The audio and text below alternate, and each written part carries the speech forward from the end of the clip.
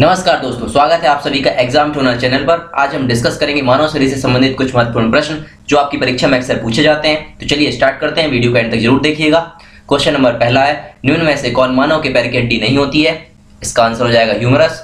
Comment box में बताइए कहाँ पास पाई जाती है। नेक्स्ट क्वेश्चन, दांतों और हड्डियों में पाए जाने वाले तत्व कौन से होते हैं? इसका आंसर हो जाएगा, बताइए जल्दी, कैल्शियम और फास्फोरस। नेक्स्ट क्वेश्चन, मनुष्य के जीवन काल में कितने दांत 2 बार विकसित होते हैं? इसका आंसर है 20। नेक्स्ट क्वेश्चन, मनुष्य में पाचन का अधिकांश भाग किस अंग में संपन्न होता है? इसका आंसर है छोटी आंत। नेक्स्ट क्वेश्चन, मनुष्य में पाचन क्रिया कहाँ प्रारंभ होती है? इसका आंसर है मुख। नेक्स्ट क्वेश्चन, मानव शरीर के किस अंग की हड्डी सबसे लंबी होती है? इसका आंसर आप कमेंट बॉक्स में बताइएगा। मिलते हैं नेक्स्ट वीडियो में। थैंक यू, पढ़ते रहिए, ध्यान रखिए अपना, चैनल को सब्सक्राइब कीजिए, वीडियो को लाइक कीजिए, शेयर कीजिए।